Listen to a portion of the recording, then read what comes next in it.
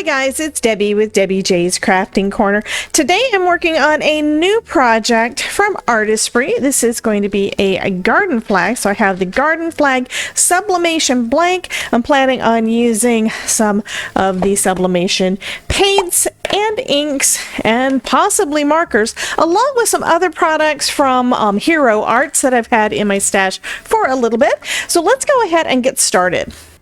So what I'm going to play with today is I have pulled out my gel press. Now you probably noticed some little lines on here. Yeah, one thing you don't want to do with these is stack multiple ones on top of each other. I think I did that by mistake at one point. So my gel press is not perfect anymore, but that is okay. We're still going to use it and we should be able to get some cool designs, even if they do have an extra line in there, but that's okay.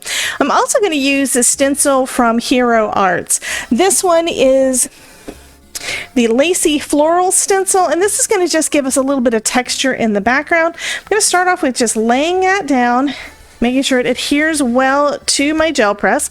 I was playing with this a little bit earlier today and realized that the Artesprix inks, which I've never used on Artesprix paints rather, that I've never used on a gel press before, and to be honest, I haven't done a lot on my gel press.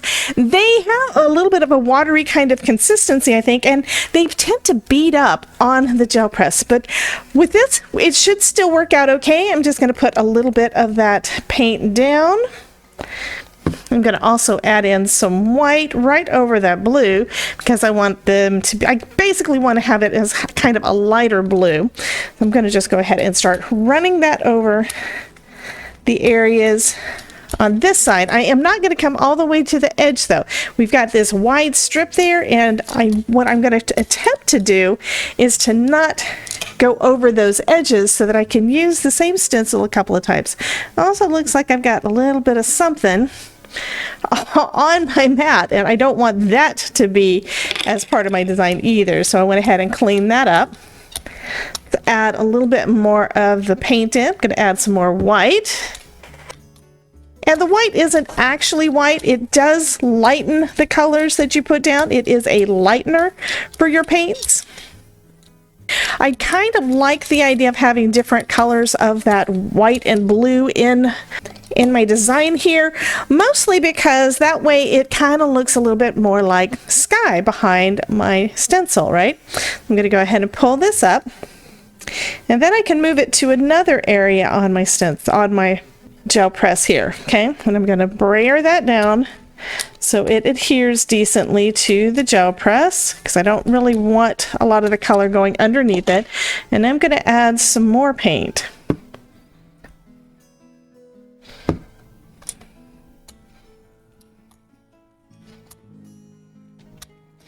And again, trying not to come all the way over that edge there. And it looks like I did come up on the bottom here. That's okay. I'm going to wipe some of that up. And that's mostly because I don't really want a sharp line there. Okay, that has got more of that. Okay, that looks pretty good. And I think I'm going to add just a little bit more here, just using what's on my, currently on my brayer. So I'm going to go ahead and pull this. I'm just using some plain copy paper like we always do with our Artesprix, and I'm just going to lay that down right over my design and kind of rub that in. And then let's see how that pull is going to look. Okay, just looking at the edge, it doesn't look like it's pulled up all of it. That's fine.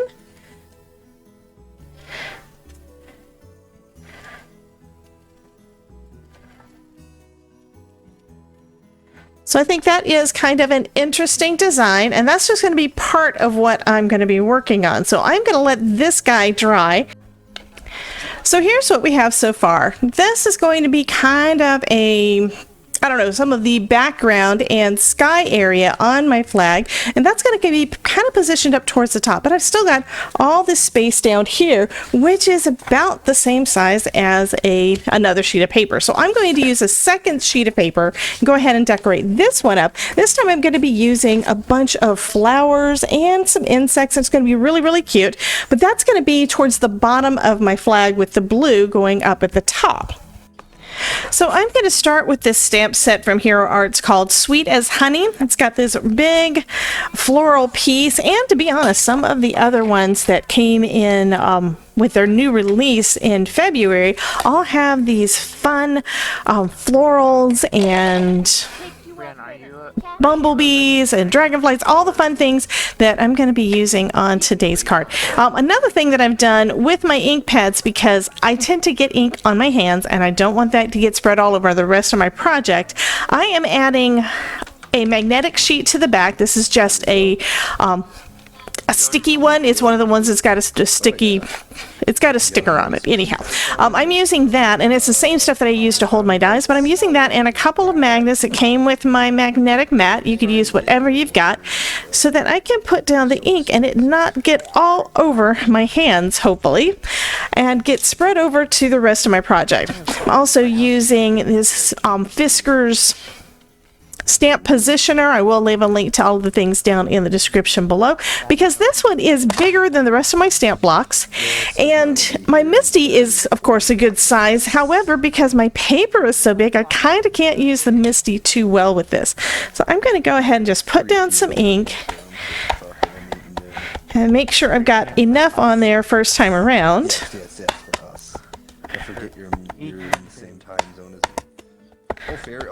Okay. And I'm going to go ahead and stamp this. I am going to stamp it fairly close to the edge and down here at the bottom, because I want to have a bunch of flowers along the bottom of my flag. And where I would normally, like with a card, I would stamp off the edge. I don't really want to do that because I am going to have some white space left over when I'm done. So I'm going to go ahead and press that down. I'm going to use a paperweight that I use in my MISTI to just burnish that down really well. So hopefully I don't miss any bits with the ink.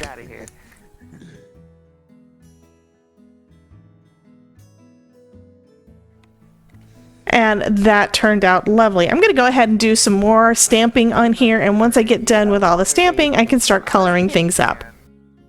Okay, so after getting the first couple down, I decided I want to put more and have it possibly overlap, so I went ahead and cut out a couple of masks to cover parts of this, because this is a really big image. It did take 2 Post-it notes to get most of that covered. I'm going to go ahead and stamp down another couple of branches going a little further up, and then I can fill in any areas that I want with some stamps from another one of the stamp sets, the Bee Leaf stamp set, because those flowers match perfect. And it is going to have a little bit of overlap, but I just kind of want it to be pretty full over on this side, and kind of like the branch coming up like this. So it's just going to have a little bit of it where it's going to overlap a little bit. And then I can do basically the same thing on the other side using those same masks. Okay, now I'm going to add a few little bees. And these guys are just too stinking cute.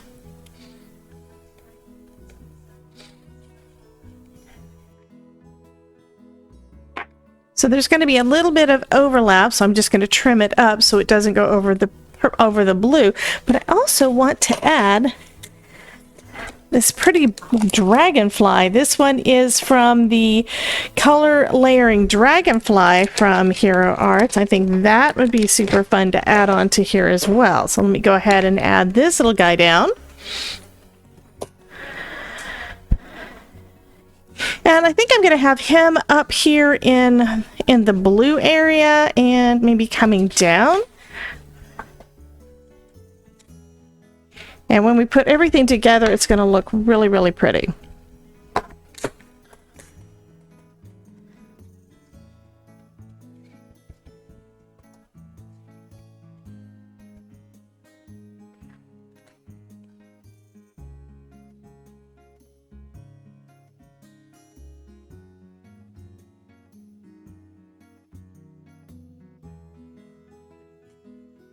Okay, so all I have left to do is to add some color to my flowers.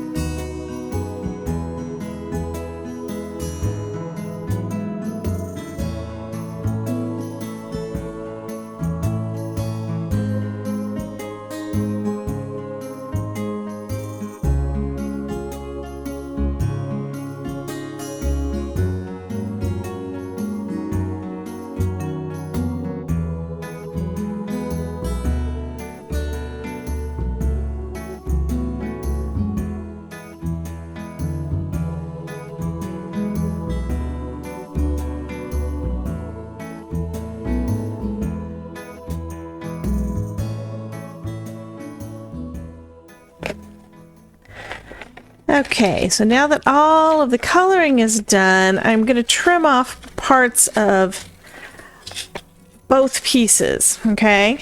And that is because I want everything to be able to fit on here, and I can go ahead and press it. Now, if it doesn't fit, I will try pressing it twice, but I have not tried that before, so I don't know 100% how well that's going to work. Okay, so I do need to trim this down as well.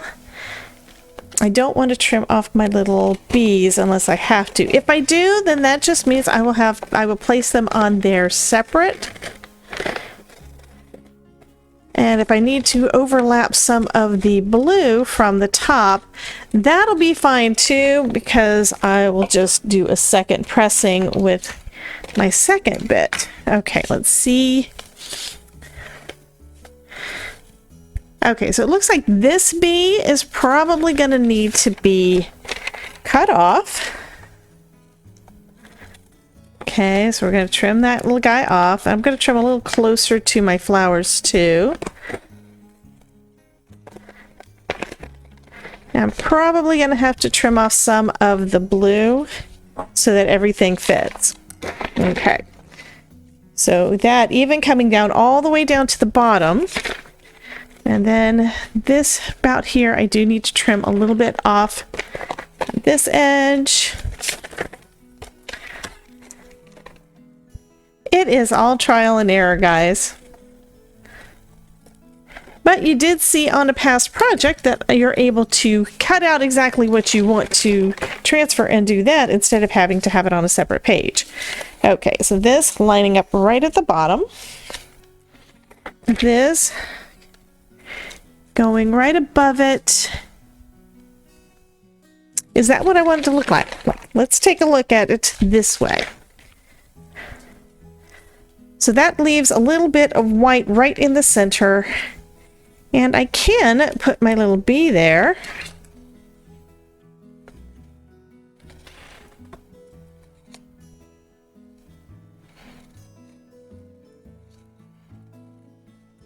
That way I don't lose him. I think it's cute having these little bees buzzing around. Okay. So then I can have this one kind of going towards these flowers. Okay. And then to give it a little bit more space, I will trim a little closer to the line where the color stopped.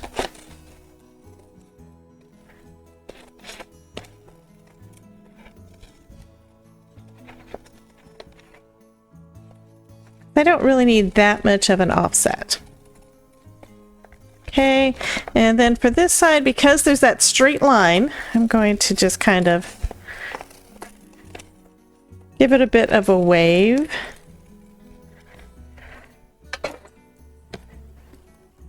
To make it a little bit more organic. Okay. And it also means I can slide it back and forth wherever I want. I can have it closer to one side than the other if I want, however I want it to go. Okay, and then next, all I need to do is tape everything down. Before I do that, though, there is that fold line in the center, so I think what I'm going to go ahead and do first is just do a quick press to get rid of that fold line before I tape everything down. So after taking it over to my larger heat press and mostly pressing this, I discovered this is a bit too big to do the whole thing all at once. So I am going to actually do it in two separate steps. So first off, I'm going to do the top half that has this blue. That way, if any of this other piece does happen to overlap, it's going to be fine because it'll still show that blue through. So I'm going to go ahead and tape this down. Making sure that when I'm taping it on areas that have some white space because I don't want to block any of that color. And there's more white space over on this side, so I'll go ahead and do that. And if I don't mark off, if I lose a little dot or something of some of that blue, that is totally fine too. Okay, make sure everything is nice and flat. Next, I need to make my sublimation sandwich. So I've got a couple of sheets of some of the protective paper from Artesprix. I'm going to have one underneath and one over the top. And this one, it is previously used, but I can see there is a little coloration there. So this one should have gone in the trash. So I'm not going to be using it. Got another piece here that is clean, so that is going to be perfect. So I'm going to take this over to my heat press and go ahead and press this first section, and then I'll be basically doing the exact same thing again. I have my heat press set at 400 degrees for about 55 seconds, and I've placed my first sheet of protective paper down, my blank with the design over the top, and now put a second piece of the protective paper down, and then I can go ahead and just pull the arm down, and we're going to go ahead and press.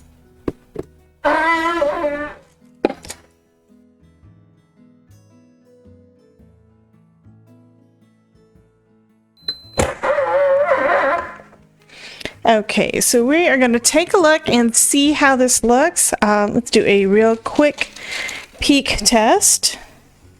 So if this did fine, then I can go ahead and set up the other bit. And that looks good. Okay, so let's take a look. So I think that looks kind of cool. Now we're going to add my other piece onto the bottom and tape it into place. One thing, pink that I added for my little dragonfly did transfer over to the protective paper. So that means I'll need to get another piece to use instead because I don't want that to transfer onto my project anywhere that we don't want. Okay, now I'm going to go ahead and take this over to my heat press and do the same thing, and we're going to heat this bottom section. Okay, so let's do a quick peek test again. That looks good, so I'm going to go ahead and take this over to my desk and we'll take a look at the rest of the project. Okay, so let's take a look. Wow, that looks fabulous. Oh my goodness. I am loving all of that orange. I think it turned out perfect. Okay, so that is going to finish up this project, guys. You can see more projects where I'm using Artesprix products if you check out this playlist, and I will will see you guys next time. I do have some other things in the works coming up in the next coming weeks, so I will see you guys on the next video. Bye guys.